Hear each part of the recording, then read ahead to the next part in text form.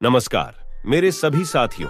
आज हम एक नई कहानी के साथ आए हैं। यह कहानी आपको बताएगी कि किस तरह माता पिता के द्वारा किए गए कर्म उनके औलाद के सामने आते हैं। जब माता पिता अच्छे कर्म करते हैं तो उनके बच्चों को उसका फल जरूर मिलता है, और जब माता पिता के द्वारा कुकर्म किए जाते हैं तो उनकी भी सजा उनके बच्चों को मिलती है। आज की कहानी के माध्यम से हम यही जानेंगे कि किस तरह अच्छे कर्म करने से औलाद की जिंदगी भी सुखद हो जाती है। तो चलिए शुरू करते हैं आज की कहानी। तो मेरे सभी साथियों, एक बार राधा रानी भगवान कृष्ण से पूछने लगी, हे प्रभु, क्या माता पिता के द्वारा किए गए कर्म का फल बच्चों को मिलता है? भगवान श्री कृष्ण ने कहा, हाँ अवश्य। माता पिता के द्वारा किए गए कर्मों का फल उनके बच्चों को जरूर मिलता है। मैं आपको एक कहानी सुनाता हूं जिसके माध्यम से आपको पता चल जाएगा कि किस तरह माता पिता के कर्मों का फल बच्चों को मिलता है।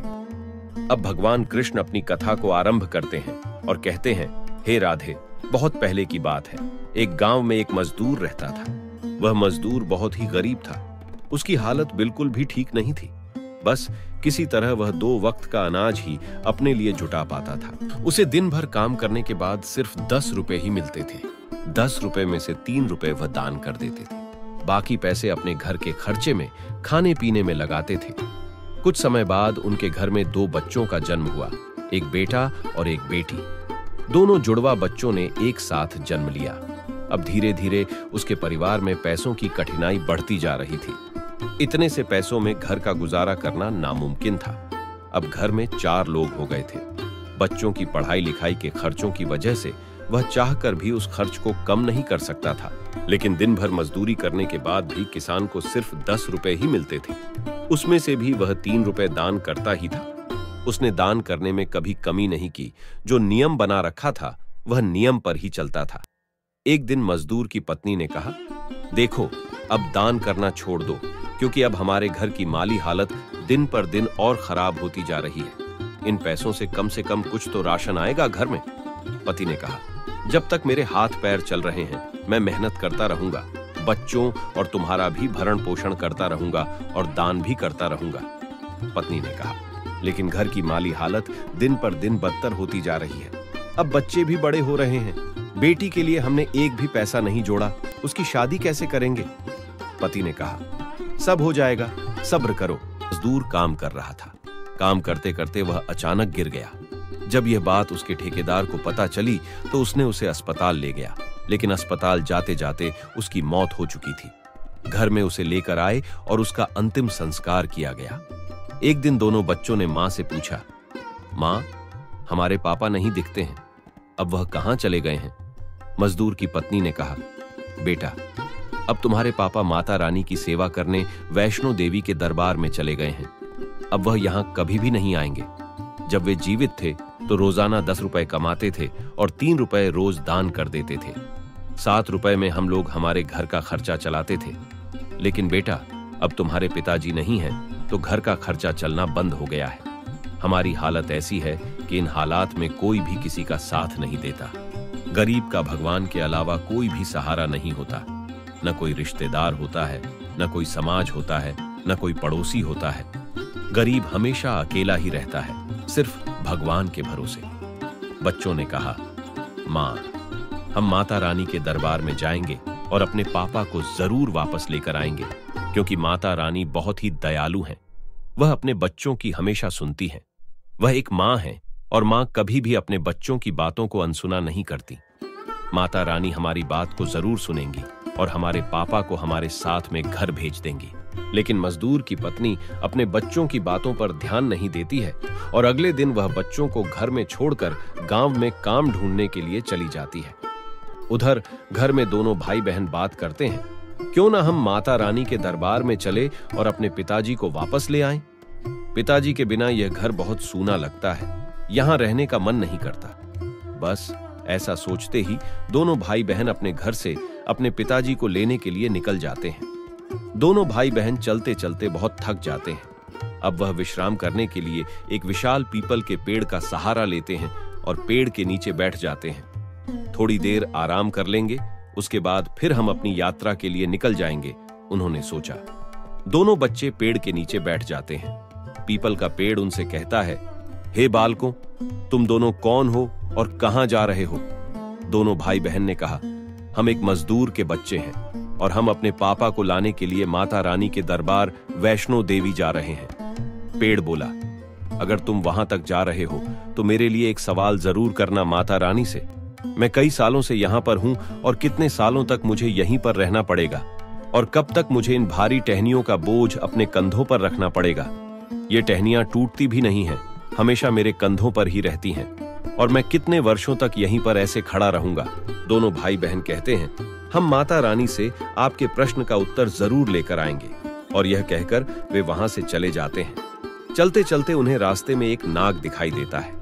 दोनों भाई बहन डर कर वहां से भागने लगे। तभी नाग ने उन्हें आवाज देते हुए कहा, बच्चों, आप दोनों मुझसे डरो मत। दोनों बच्चे वहीं रुक जाते हैं। तभी नाग कहता है, आप दोनों कौन हो और कहां जा रहे हो? दोनों भाई बहन कहते हैं, हम माता रानी वैष्णो देवी के दरबार में जा रहे हैं अपने पापा को लेने के लिए। नाग ने कहा, बच्चों, तुम दोनों माता रानी से मेरा एक प्रश्न अवश्य पूछना कि मैंने ऐसा कौन सा पाप किया है कि लोग मुझसे डरते हैं। ना मुझे कोई पालता है और मुझे देखकर मारने लग जाते हैं। अब मैं इस अवस्था में आ गया हूं कि चल फिर भी नहीं सकता। लोगों में मेरा इतना डर है कि कोई मुझे खाने के लिए भी कुछ नहीं देता। मैं इतना बूढ़ा हो गया हूं कि एक जगह से अब हिल भी नहीं सकता। मैंने ऐसा कौन सा पाप किया है जिसकी मुझे ऐसी सजा मिल रही है? तो बच्चों, आप दोनों मेरा यह प्रश्न का उत्तर जरूर लेकर आना मेरे पास। दोनों बच्चे कहते हैं, अवश्य, हम आपके प्रश्न का उत्तर माता रानी से जरूर लेकर आएंगे और आपको बताएंगे। ऐसा कहते हुए दोनों बच्चे आगे चले जाते हैं। चलते हुए रास्ते में उन्हें एक साहूकार मिलता है। साहूकार कहता है, अरे बच्चों, आप दोनों अकेले कहां जा रहे हो? दोनों बच्चे कहते हैं, हम वैष्णो देवी माता रानी के दरबार में अपने पापा को लेने जा रहे हैं। साहूकार कहता है, बच्चों, मेरा एक प्रश्न है, तुम माता रानी से जरूर इस प्रश्न का उत्तर लेकर आना। मेरे पास धन दौलत सब कुछ है, लेकिन मेरे पास औलाद नहीं है। मैं औलाद के लिए काफी मिन्नतें कर चुका हूं, हर मंदिर, हर गुरुद्वारा, हर मस्जिद में, लेकिन मेरे घर में औलाद का सुख नहीं है। तो बच्चों, आप दोनों मेरा यह प्रश्न माता रानी से कहना और इसका उत्तर अवश्य लेकर आना मेरे पास। दोनों बच्चे कहते हैं, हाँ, हम आपका प्रश्न का उत्तर जरूर आपको आकर बताएंगे। और वे दोनों वहां से चले जाते हैं। चलते चलते उन्हें प्यास लगी तो वे एक नदी के पास चले गए। जैसे ही पानी पीने लगे, वहां एक मछली आई और मछली ने कहा, आप दोनों बच्चे अकेले क्या कर रहे हो? बच्चों ने कहा, हम अपने पापा को लेने के लिए माता रानी के दरबार में वैष्णो देवी जा रहे हैं। तब मछली ने कहा, मेरा एक प्रश्न है जो तुम माता रानी के सामने अवश्य रखना कि हमने ऐसा कौन सा पाप किया है कि हमें जल के बाहर जीवन ही नहीं दिया।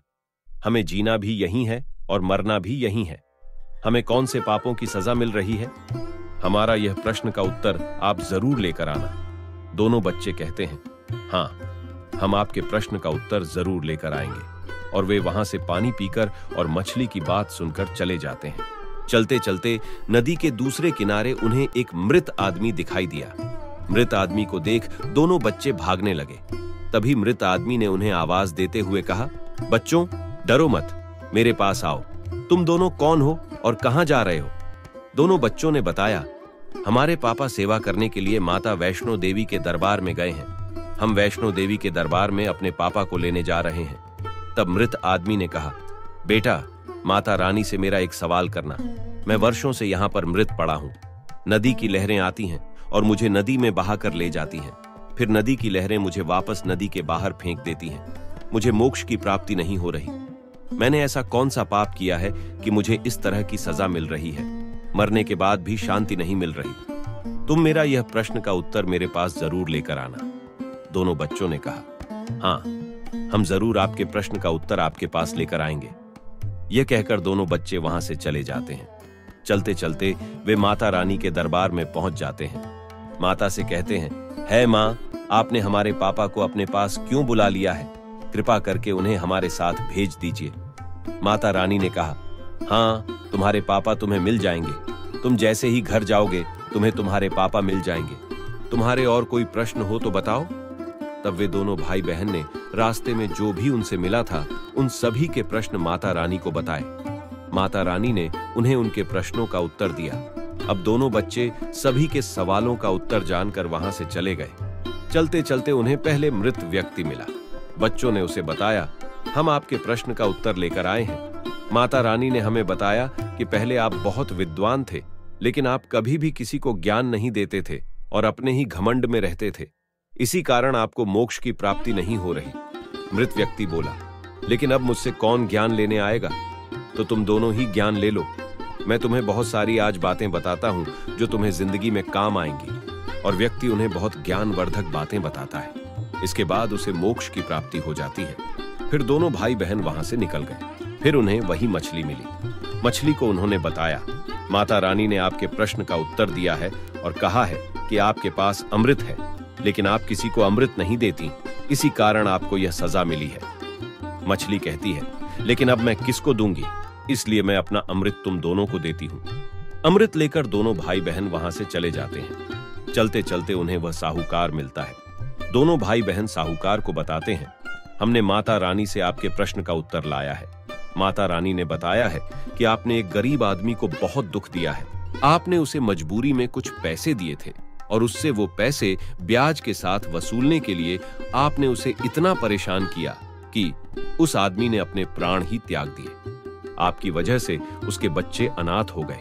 साहूकार को अपने प्रश्नों का जवाब सुनकर बहुत अफसोस हुआ और फिर पश्चाताप करने के लिए साहूकार ने उस गरीब, जिसको साहूकार ने ब्याज और मूल वसूलने के लिए दबाव बनाया था, कि बच्चों को एक लड़का और एक लड़की को गोद ले लिया और इन गोद लिए बच्चों का विवाह इन दोनों भाई बहनों के साथ कर दिया। साथ ही अपनी सारी जमा पूंजी दोनों बच्चों को दान में दे दी। अब वे वहां से चले जाते हैं। चलते चलते उन्हें वह नाग मिलता है।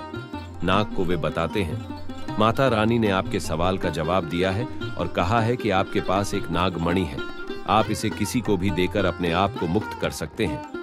नाग ने कहा, मैं यह किसको देने जाऊंगा, इसलिए मैं यह नागमणि आप दोनों को देता हूं। नाग उन्हें अपना नागमणि दे देता है। अब बच्चे नागमणि लेकर वहां से चले जाते हैं। चलते चलते वे पीपल के पेड़ के पास पहुंचते हैं।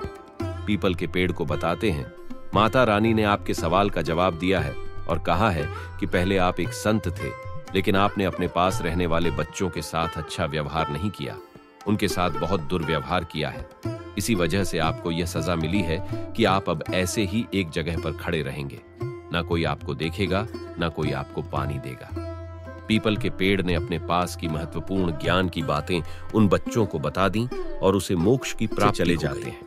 जब घर पहुंचते हैं तो उनकी मां देखती हैं कि ये दो और लोग कौन हैं। तभी दोनों बच्चे सारी घटना बताते हैं कि वे कहां गए थे और कैसे कैसे क्या हुआ।